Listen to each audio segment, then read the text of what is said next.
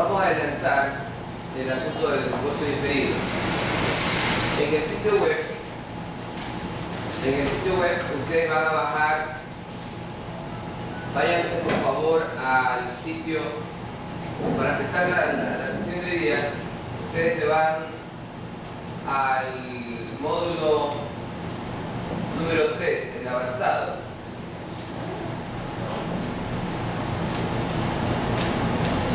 Y ahí ubican, veamos, vamos a entrar al módulo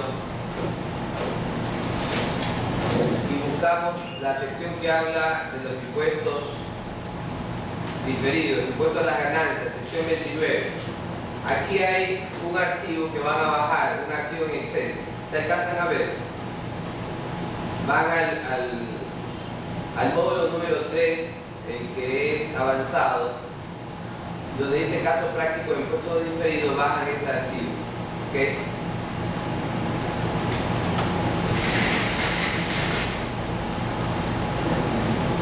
Yo voy a utilizar esta lámina para comenzar a trabajar con ciertos conceptos del impuesto diferido. La NIC 12 y en la NIC Pymes, en la NIC Full es NIC 12. Y en la NIC Pymes, ¿qué sección es? En la NIC Pymes, ¿qué sección es? 29. Entonces, la sección 29, en la sección 29,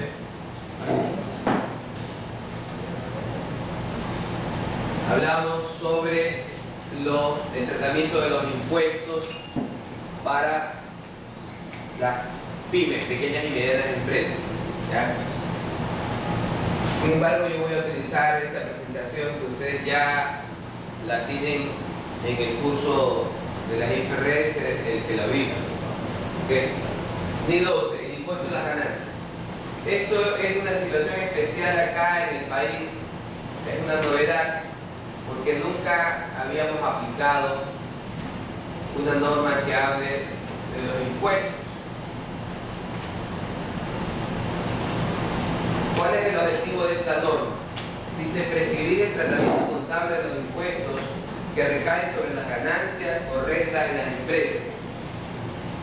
El problema esencial consiste en decidir cómo tratar contablemente las consecuencias tributarias actuales y futuras de la recuperación o liquidación del importe de los activos o pasivos reconocidos en balance de la empresa, las transacciones y sucesos del ejercicio corriente reconocidos en el estado financiero.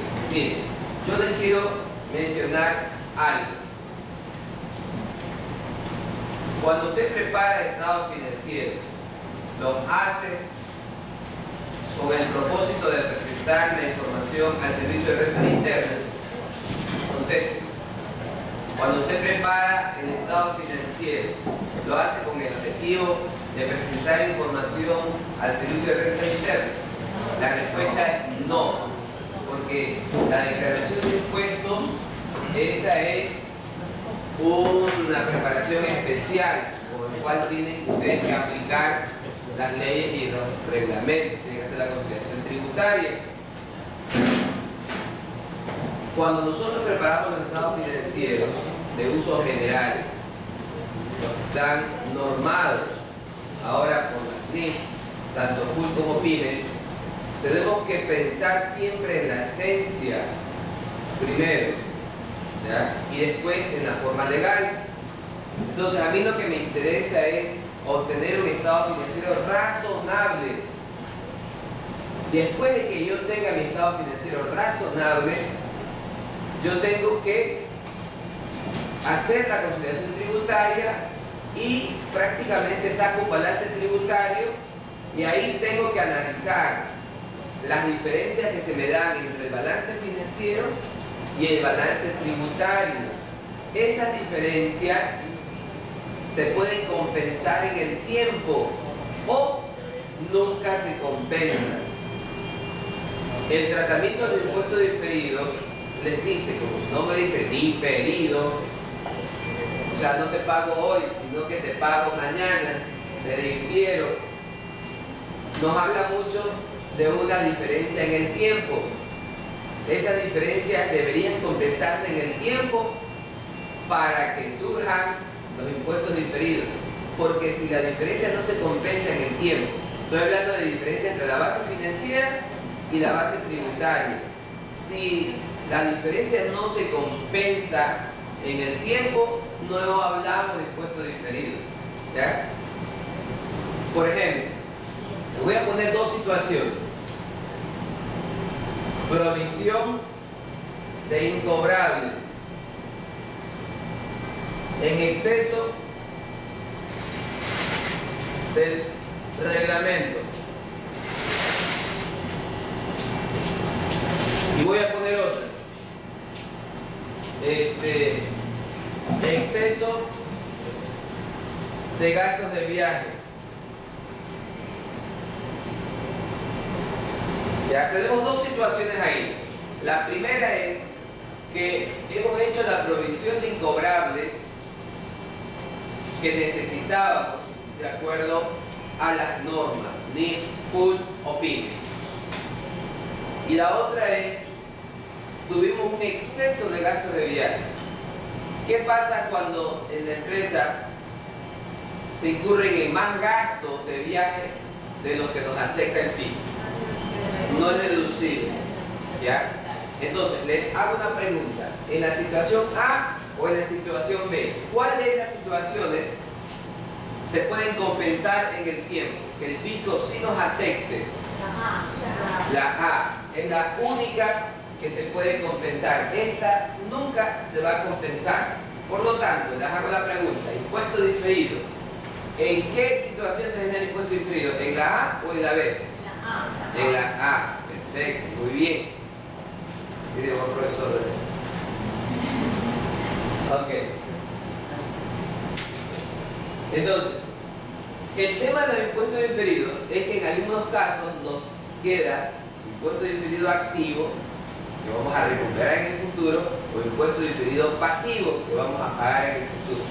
Pero no necesariamente es que vamos a pagar, porque finalmente lo que se paga es lo que dice el balance tributario, de acuerdo a la aplicación de la ley de régimen tributario interno, ¿no? Para que nos escuche el señor Carrasco, ¿no?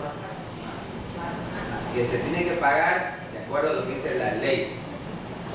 ¿Ya?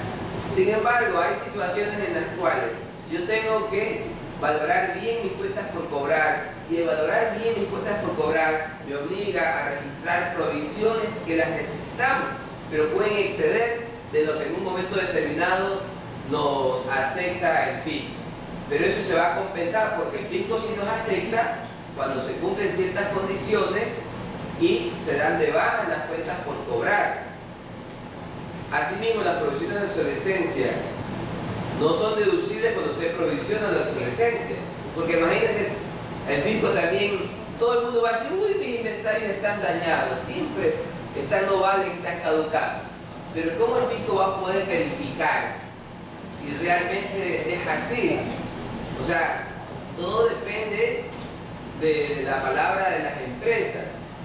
Entonces, pero el fisco no puede aceptar ese tipo de situaciones y te dicen, no te acepto provisiones, pero sí te acepto cuando me das de baja los inventarios dañados. Entonces, ahí se nos va a generar una diferencia en el tiempo. ¿Ok? Bien. Esa diferencia en el tiempo me puede generar que yo recupere o que yo tenga que liquidar este importe de los impuestos diferidos. Bien. Aquí hay una de las razones fundamentales. Dice, el tratamiento financiero y tributario de ciertos gastos e ingresos puede ser diferente entre estas bases.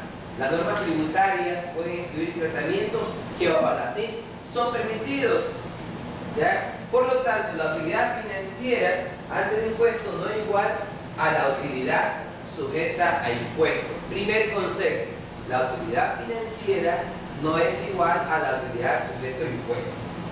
¿Ok? Primero, la recomendación en las empresas es no engañarse por las situaciones que se pueden generar desde el punto de vista del cumplimiento tributario. Imagínense, aquí en este país, ¿qué pasa si una empresa tiene pérdidas?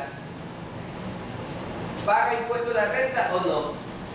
Sí puede ser porque tiene que pagar un anticipo que está calculado en función de el volumen de ventas, el volumen de costos, los activos, el patrimonio. Entonces, solo por existir ya automáticamente tiene que pagar. O sea, eso es un incentivo para ser súper eficiente, porque si somos ineficientes igual tenemos que pagar más todavía. Ok, entonces tenemos un sencillo ejercicio para comenzar a aplicar todos los conceptos del impuesto diferido. Por ejemplo, una compañía realiza una provisión de MIP para adquirir inventarios obsoletos. Esta provisión no es deducible para propósitos tributarios. ¿Ok? Vamos a calcular el impuesto diferido. ¿Qué vamos a hacer nosotros? Ustedes van a bajar el archivo que les pedí en Excel. ¿Ya lo tienen bajado? Ok, muy bien. Calcula el impuesto diferido. Lo primero, el método que utilizamos nosotros para calcular el impuesto diferido es el método de balance. Y el método de balance me obliga a que yo, por ejemplo, balance general, ponga mi balance financiero. Voy a ponerle F al balance financiero preparado con MIP y acá T al tributario. Entonces yo voy a poner una lista de cuentas del balance, bancos, cuentas por cobrar, inventario, activo fijo, cuentas por pagar, obligaciones bancarias y nada más, porque patrimonio no te genera impuesto diferido. Entonces, yo pongo todas mis cifras. Por ejemplo, inventarios acá, yo tengo en el financiero un inventario de 2000. En el tributario tengo un inventario de 2000. Pero si reviso y profundizo, me doy cuenta que en este inventario dice que hay inventarios obsoletos por 1000. Entonces, yo tengo que provisionar y aquí en el financiero me va a quedar un inventario de 1000. ¿Por qué me queda el inventario de 1000 en el financiero? Porque está incluida la provisión. Entonces 2000 menos 1000 de provisión, el neto es 1000. Comienzo y saco diferencias. Las diferencias voy a ponerla acá. Las diferencias son o permanentes o temporales. Yo tengo que definir si la diferencia entre la base financiera y la base tributaria va a ser compensada, porque si es permanente no me genera impuesto diferido. Si es temporal, sí me genera impuesto diferido. En este caso, ¿qué opinan ustedes? ¿La provisión de obsolescencia va a ser temporal o es permanente? Temporal. ¿Por qué no es permanente? Porque tengo que esperar que se caduce o se dañe el producto para darlo de baja. Bueno, no tanto porque tengo que esperar, sino tengo que hacer los trámites después para dar de baja el inventario. Sin embargo, cuando yo hoy identifico que tengo inventario obsoleto por caducidad o por tecnología, yo tengo que desvalorizar, lo valorizo con la provisión. Entonces, el asiento de diario que yo hago es débito al gasto y crédito a la provisión por obsolescencia. Entonces será 1000 y será 1000. ¿Ya? Ese valor que va al gasto durante el año, estamos cerrando 2011, me genera una situación. Ese gasto es un gasto financiero, ¿sí o no? Sí. Y yo debería bajarlo para saber cuánto es mi utilidad neta. Sí. Pero el fisco me dice, un momentito, ese gasto es no deducible. Así que usted tiene que sumarme ese gasto, ¿ya? Si lo redujo, súmelo a la base imponible. Entonces, para propósitos impositivos, yo tengo una base imponible mayor. Pero desde el punto de vista financiero, ¿es un gasto o no es un gasto? Es un gasto. Yo no me tengo que engañar. Entonces, de repente, la aplicación tributaria genera distorsiones en la razonabilidad del estado financiero. La idea es que con NIF usted calcule cómo debe manejarse el impuesto. Pero finalmente pagamos por lo que dice la ley. Existen algunos beneficios que puede dar el fisco. Por ejemplo, ahora está dando el beneficio de los empleados, que si se contrata más empleados, usted puede tener el 200% del gasto. Pero no es que está gastando dos veces, está gastando una sola vez. Pero entonces lo hacemos solo para propósitos legales. En otros países hay beneficios de que si usted compra maquinaria agrícola, la puede mandar al gasto en el momento que la compra. ¿Cuál es la ventaja de mandar una maquinaria bastante importante al gasto? Hoy obtiene una ventaja tributaria, porque si es una maquinaria muy grande, muy costosa, probablemente va a tener pérdidas, ¿ya? O va a disminuir bastante la base tributaria, la base casi cero, y va a pagar menos impuestos. Entonces incentiva a que la empresa se dedique al sector agrícola. Pero en cambio, desde el punto de vista financiero, mandar un activo fijo al gasto es lo más absurdo que puede haber. ¿Por qué motivo? Porque lo estoy perdiendo como propiedad. O sea, en el balance, cuando tú quieres saber la posición financiera, de ver cuántos son tus activos, no vas a tener, pues, porque vas a tener cero. ¿Ya? Entonces tenemos que vivir nosotros ahora, vamos a meternos en el cassette de que el estado financiero razonable es la aplicación con NIF, ¿ya? Y el absurdo es el tributario, y así lo digo con las palabras claras, absurdo, porque son leyes impositivas que nos obligan, tienen un fin, que pueden retirar dinero de las empresas o poner dinero a través de incentivos. Entonces, cuando usted prepara el estado financiero bajo normas tributarias, no obtiene un balance razonable. Por ejemplo, otro caso más, que ahora se ha desnudado con la aplicación de las NIF, maquinarias o edificios que han sido depreciados a 20 años, edificios que han sido depreciados a 20 años. Usted lo va a ver y todavía el edificio sigue tan capaz como yo le invoco. Entonces, 20 años, a mí me parece que es una excelente ventaja tributaria depreciar un edificio a 20 años, pero desde el punto de vista financiero es un absurdo, ¿no? Ahora, pero el fisco nos va a decir, oiga, pero yo no he dicho que lo deprecie en 20 años el edificio. Yo lo único que dije es que la depreciación se hace de acuerdo con la técnica contable, ¿ya? Y lo que usted tenía que haber hecho era haber calculado la vida útil, pero no podía haber sido, eso sí, más allá del 5% para los edificios. Pero nunca nos dijo 20 años, ¿no? Entonces era una acción responsable de la empresa. Ahora, con NIF, si nosotros decimos 20 años, el fisco también va a reclamar su parte. Ah, chévere, 20 años, entonces también yo necesito que extiendan la vida útil para mí, tributaria. Ok, entonces no hay beneficio por ese lado. Vamos a trabajar con el cálculo de impuesto diferido. En este caso, la diferencia es una diferencia temporal de 1000. ¿Ya? Le multiplicamos esto por el 25% y ¿qué nos da? 2.50 es el impuesto diferido. Pero no sabemos si es impuesto diferido activo o si es impuesto diferido pasivo. Entonces yo voy a regresar a unas láminas acá para mostrarles.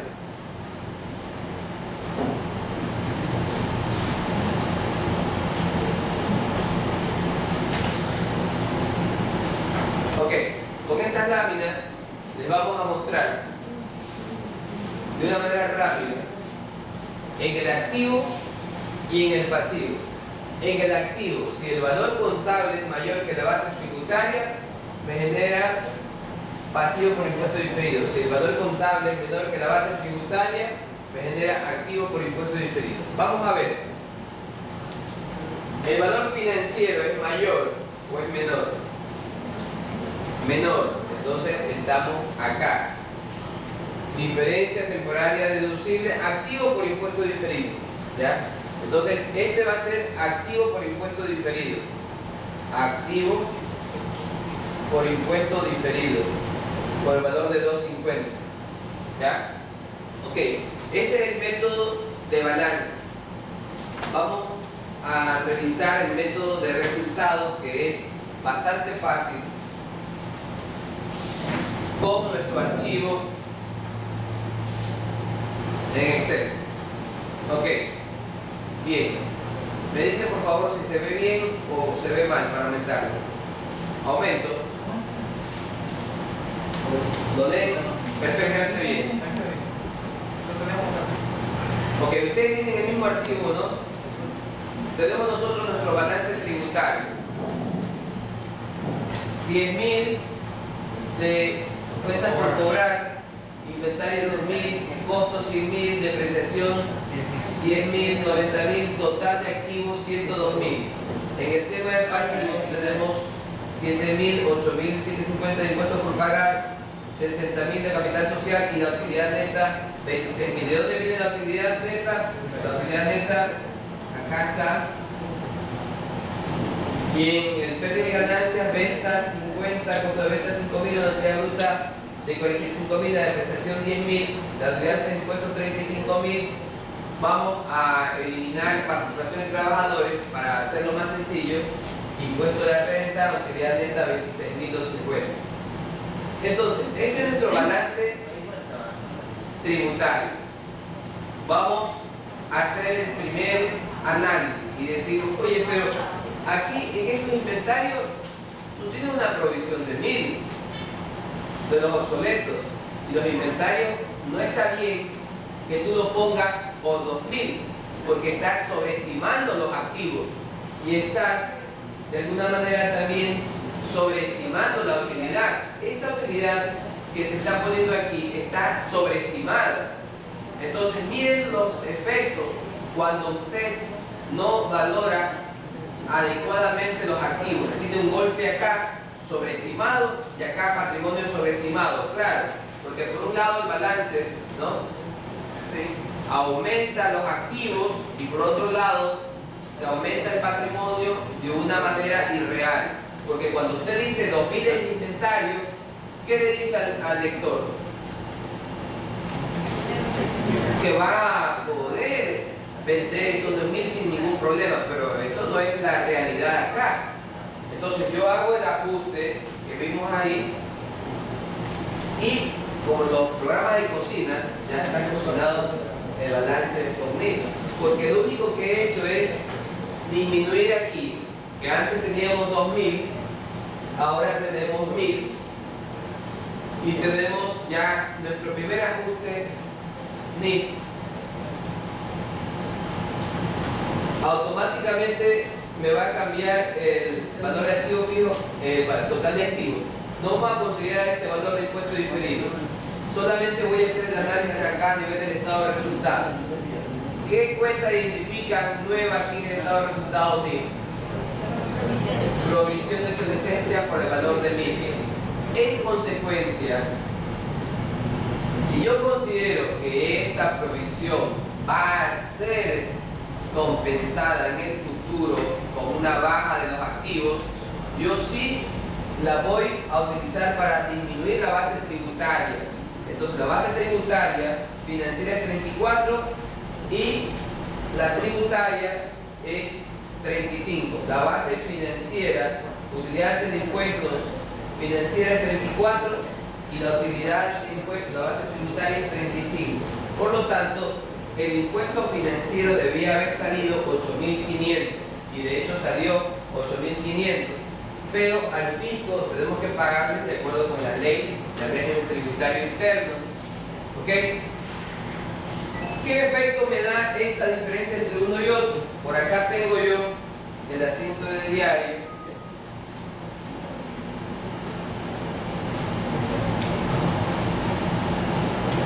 Por acá tengo el asiento de diario donde decimos 8.500 que es el gasto de impuesto a la renta financiero y el impuesto a pagar, que es el pasivo cierto al fisco, y la diferencia entre estos dos es 250 y ese es el impuesto diferido de activo. ¿Sí? ¿Se cuenta que este impuesto de renta no es contra resultado de ejercicio? Sí, eso es cuenta del resultado del ejercicio. Sí, porque de esa manera tú disminuyes. Acuérdate que este balance tributario ahora es el extra contable, porque el balance que tú vas a preparar es este de acá. Y entonces si no utilizas esas cuentas no vas a poder cuadrar este balance. ¿Ya? Ese impuesto diferido entra en compañero. Sí, este impuesto diferido, dependiendo, ¿no? Este impuesto diferido siempre sale dentro de los activos no corrientes. ¿Ya? Tanto los activos no corrientes es impuesto diferido activo, o en los pasivos no corrientes es impuesto diferido pasivo. Ok, aquí está cuadrado. Si yo no pongo este valor, miren lo que pasa, se descuadra el balance. Voy a ver, vamos a poner una fórmula aquí que sume todos los pasivos.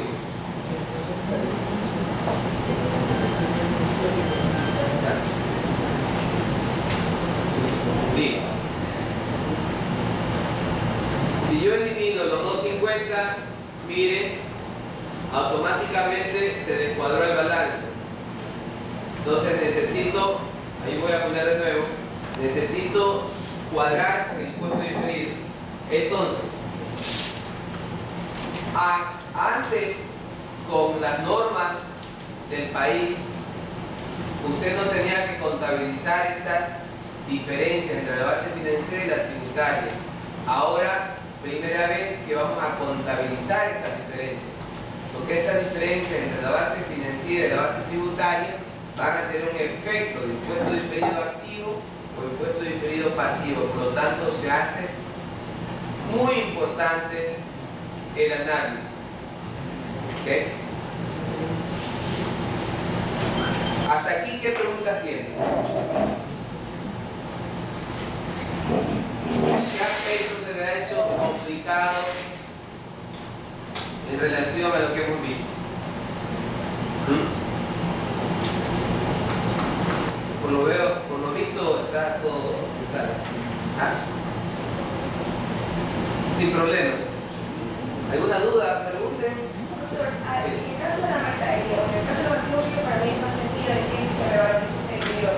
En el caso de la mercadería puede pasar por no se revaloriza, no solo que es su licencia. Por ejemplo, una joyería que tiene joyas. No, en el caso de los inventarios normalmente se registran al costo y que no exceda el valor neto de realización. ¿Ya? Inclusive lo que se busca es que el costo no supere el techo del valor neto de realización.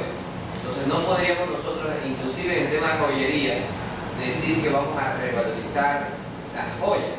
Si lo que hacemos nosotros es vender joyas.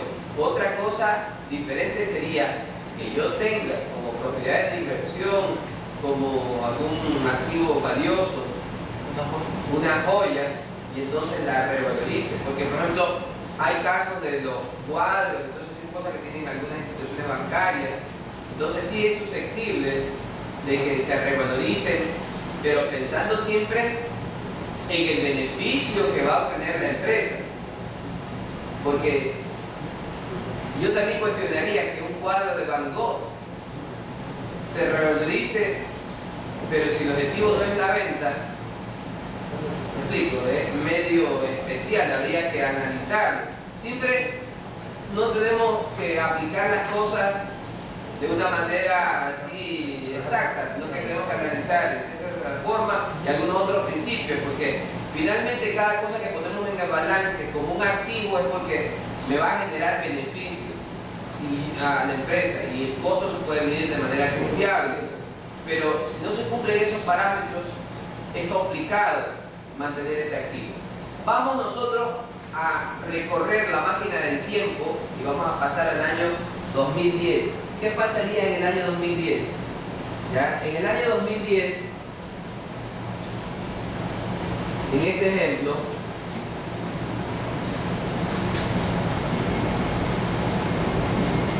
pasó una situación especial. En el año 2010 yo he armado el mismo balance, pero ya es un nuevo año, por lo tanto la utilidad del año pasado ya se convierte en utilidad acumulada. La utilidad del año pasado ahora se convierte en utilidad acumulada, han crecido algunas cuentas. Pero miren lo que sucede a nivel del estado de resultados en el siguiente año del ejercicio. Ventas, costo de ventas, utilidad bruta, depreciación. Pero miren esta cuenta. Baja de inventarios. En el balance tributario, cuando yo hago la conciliación, yo ahora sí voy a reclamarle al fisco. El año pasado me autogrosé y desaparecí ese gasto, pero ahora sí ya cumplí todas las formalidades tributarias y tengo derecho a dar de baja el inventario y automáticamente mi base tributaria va a disminuir. Ahora sí tengo el beneficio de la baja de los inventarios. Por lo tanto, el impuesto de la renta que a mí me va a salir es de 8.500. ¿Están ahí? ¿Están revisando el archivo? Muy bien. Sin embargo, financieramente,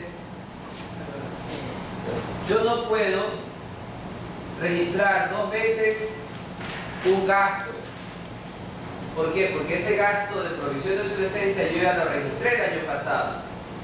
Entonces, en teoría, yo en el siguiente año, en el balance financiero, ya no tengo ese gasto.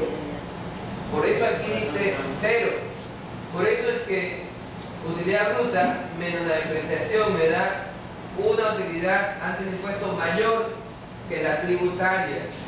Entonces, si tengo una utilidad de impuesto mayor, el impuesto va a ser mayor, el financiero.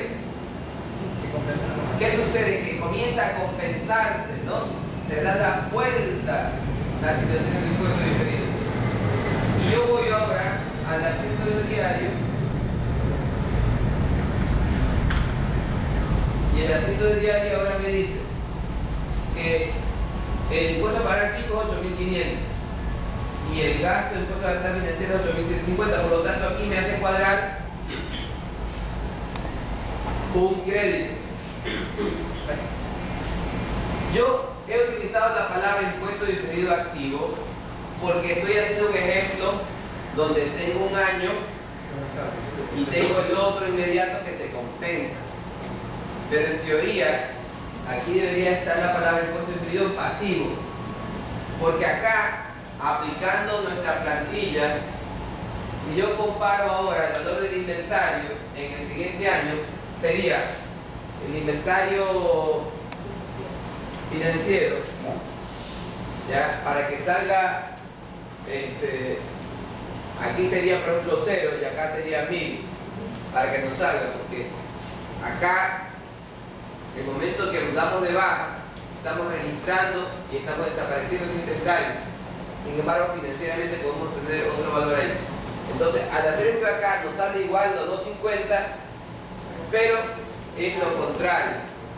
Entonces, si usted hiciera la cuenta de impuesto diferido activo, en un año tuvo 250 impuesto diferido activo, y si le seguimos la pista, en este año va a tener los 250 al crédito y se desaparece y se hace 0, se elimina la cuenta.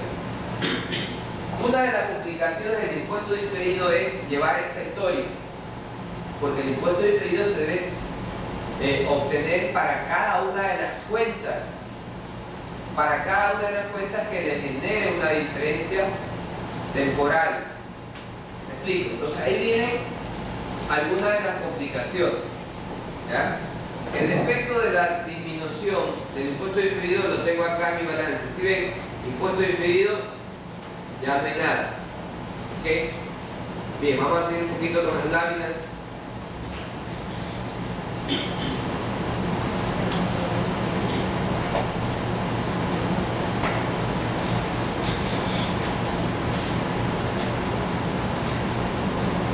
Ok.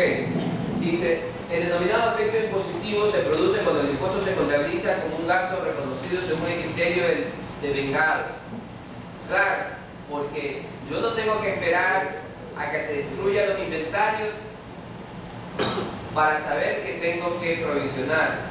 Yo no tengo que esperar a dar de baja la cuenta por cobrar después de 5 años cuando sé que tengo un problema de incobrable. Yo tengo que provisionar. ¿Ok?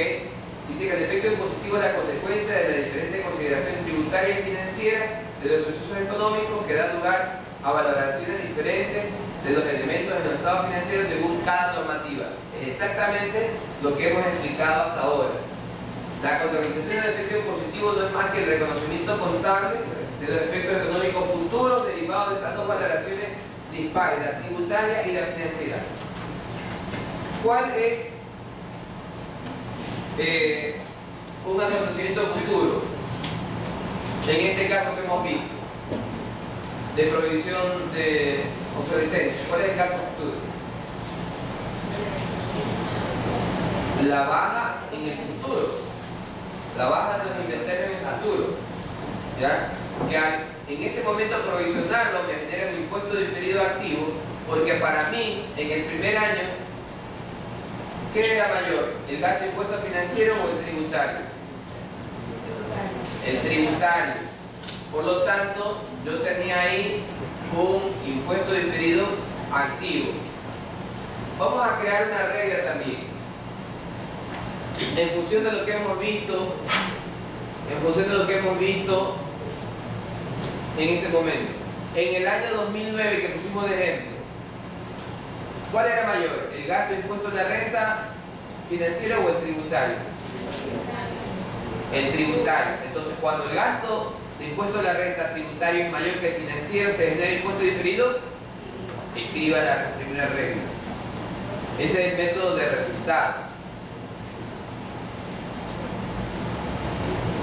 ¿Alguien, por favor, que me repita la regla? Por favor, alguien que me repita la regla.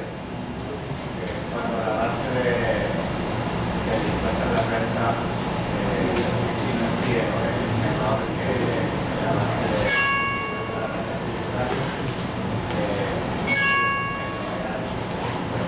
Impuesto diferido activo. Muy bien. Lo contrario, cuando el gasto de impuesto a la renta es menor al financiero, cuando el gasto de impuesto a la renta tributario es menor al financiero en el siguiente caso, del año 2010, ¿qué nos queda? Impuesto diferido pasivo. Entonces, cuando el gasto de impuesto a la renta, ¿ya?, financiero es, en este caso, mayor que el tributario, me genera impuesto diferido pasivo. Y lo estamos viendo, ¿no? Lo estamos viendo acá. Una vez veamos y quedemos claros.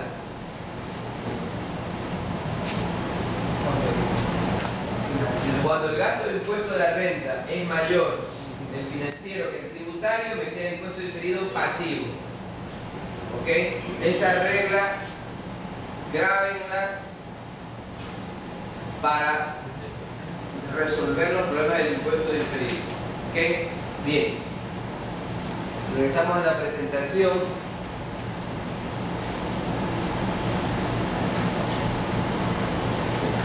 Y nosotros vamos a comenzar a vivir con una serie de conceptos. Los conceptos son, por ejemplo, el resultado contable, la ganancia o pérdida tributaria, el gasto e ingresos por el impuesto a las ganancias, el impuesto corriente, los pasivos por impuesto diferido o los activos por impuesto diferido, las diferencias temporarias y la base tributaria. Estos son nuevas palabras que tenemos que aprenderlas a manejar de ahora en adelante. Entonces, resultado contable es la ganancia o pérdida neta del ejercicio antes de deducir el gasto por impuesto a la ganancia. Según las normas internacionales dice que el resultado antes de impuestos, ¿ya?, o el resultado después de impuestos, ganancia o pérdida neta del ejercicio, ¿ya? Yo tengo acá que analizar que el resultado contable es el que necesito para poder gestionar mi negocio. Y de ahí yo tengo que restarle el impuesto que he pagado, ¿ya? Pero desde el punto de vista financiero, a mí me interesa calcular el impuesto financiero. La diferencia entre el impuesto financiero y el impuesto corriente se llama, repito, la diferencia entre el impuesto corriente, el que se paga el fisco, y el impuesto financiero se llama impuesto diferido. Ok. Ganancia o pérdida tributaria es la ganancia o pérdida de un ejercicio calculado de acuerdo con las reglas tributarias sobre las que se calculan los impuestos a pagar. Como dice aquí, es la base imponible. ¿Ok? Esta base imponible, dice acá, no suele coincidir exactamente con el resultado contable de impuestos. Entre ambas cifras se van a generar diferencias, que es lo que hemos revisado hasta ahora. Ahora con el ejercicio parece que es más fácil entender esta lámina, ¿no? Porque cuando yo comienzo a aplicar estas láminas de entrada sin hacer el ejercicio, es un poco duro.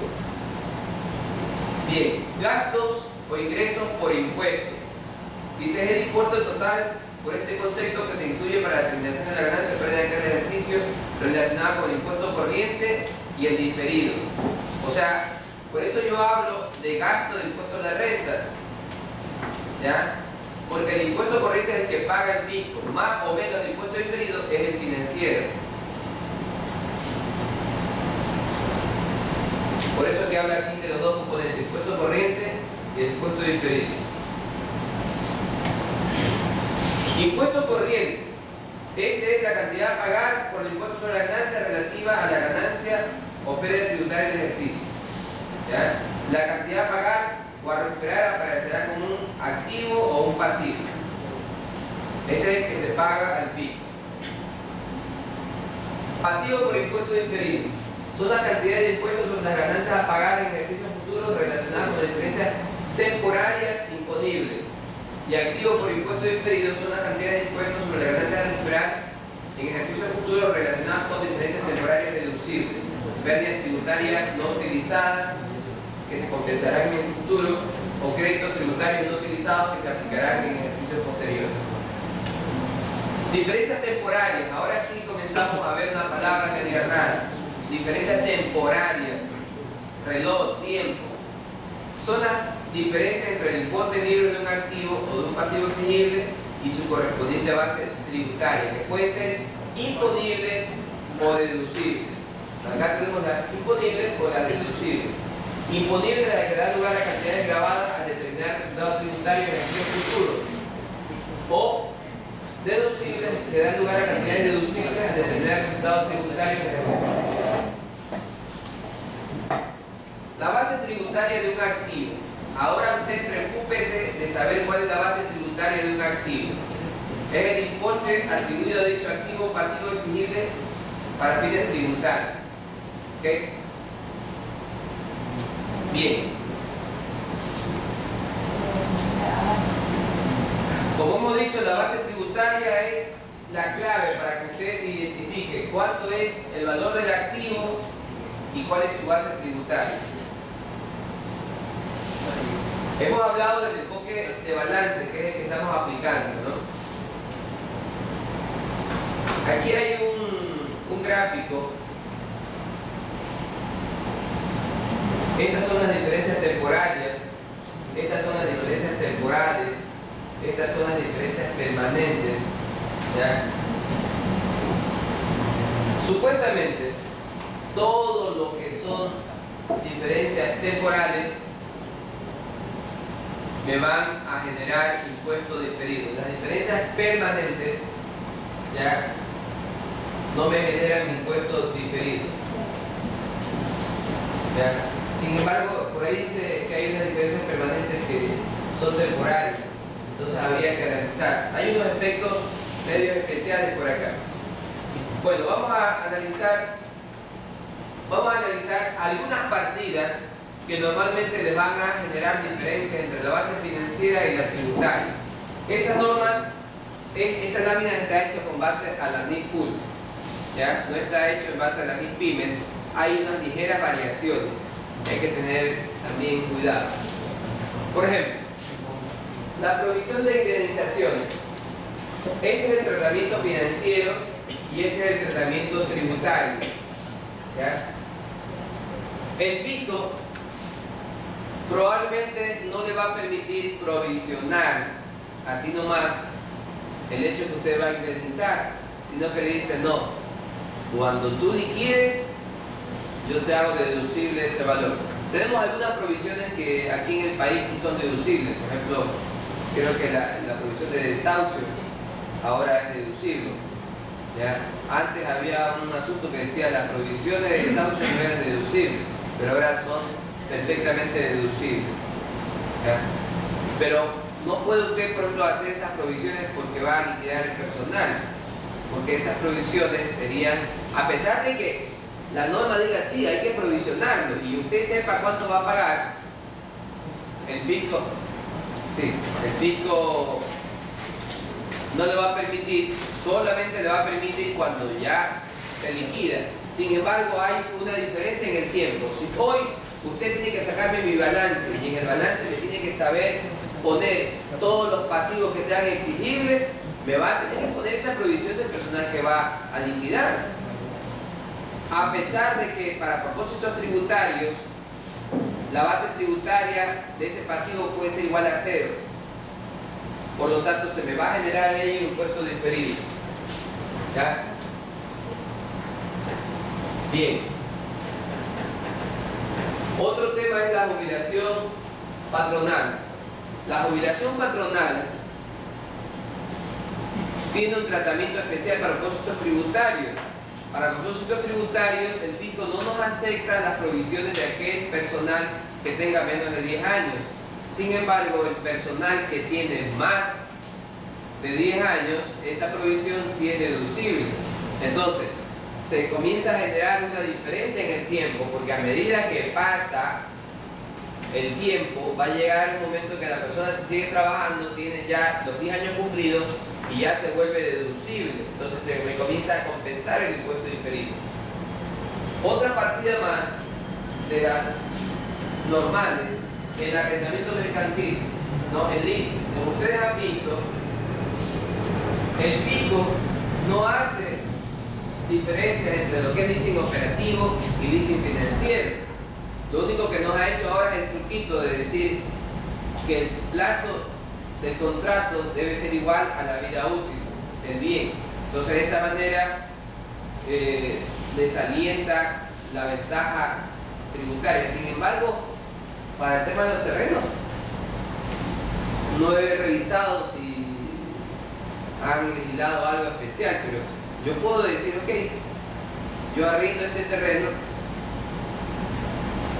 ¿en cuántos años? 5, 10 años. La vida útil del terreno. ¿Ya? Ese es un tema que hay que analizar, porque de verdad que el terreno no es que tiene una vida útil.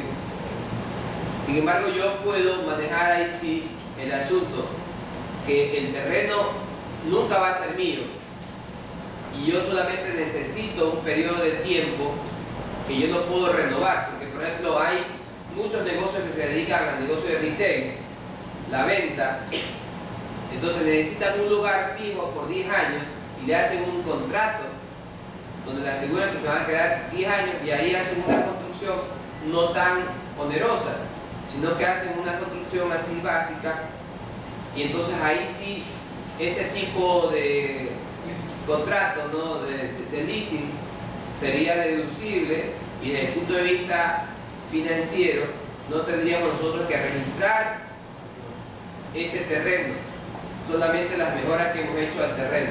Ok, bien, entonces cuando es leasing bajo NIF, si es leasing financiero, yo tengo que registrar el activo, tengo que registrar la deuda, y cuando yo pague el canon yo tengo que discriminar entre el abono del capital de la deuda y los gastos financieros.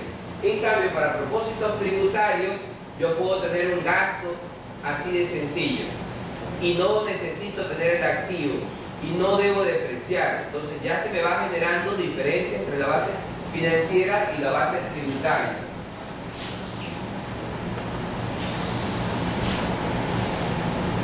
Otro tema, los contratos de construcción. De acuerdo con la NIC 11, los contratos de construcción y todo negocio que tenga situaciones similares se debe manejar de acuerdo con el método del avance de obra. ¿Qué significa el avance de obra? Que usted tiene que tener mucho cuidado entre los anticipos y la realización del ingreso. No necesariamente porque usted recibe el 50% del anticipo y le obligan a facturar, significa que usted tiene derecho de decir que ya tiene los ingresos registrados. Peor, cuando usted le han dado un anticipo a una constructora, en vez de tener un ingreso, lo que tiene es una deuda, porque tienen que hacer algo. Por lo tanto, todo anticipo se registra como pasivo. ¿Ya? Este método, para propósitos tributarios, tampoco no está normado, porque ahí depende de lo que diga el contrato. Hay contratos que son hasta obra terminada.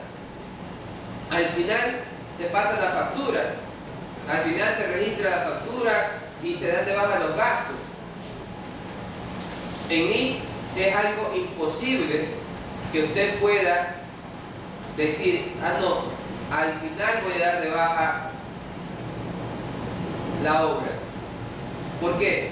Porque a medida que va avanzando, ¿usted tiene derecho o no tiene derecho? Si usted ha hecho la mitad de la obra, no es que le van a decir, ¿sabe qué? Ya no quiero la obra. Le van a tener que pagar por lo invertido. ¿Sí o no? Ok. Entonces, esta es otra situación que... Sí, diga. Ya, yo hice un anticipo y lo pongo en pasivo, ¿no? Ya. Al mes hago una planilla, Ya. donde desde 100% me descuenten el 40% del anticipo. Ahí como lo contabilicé. A ver, ¿me repite cuánto le dieron? Hago el contrato Ya. y me dan, por ejemplo, 10.000 anticipo. Ya. A ¿Y ver, ese qué porcentaje representa? Pongamos el 50%. ¿De toda la obra? Ya pongamos. Ya, ok. 10.000. Ya. A los 30 días me hago lo que se llama la planilla.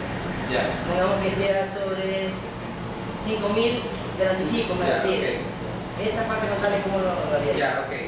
Entonces, lo que usted tiene que hacer es, tiene el pasivo de los 10.000. La pregunta es, ¿cuánto gasta?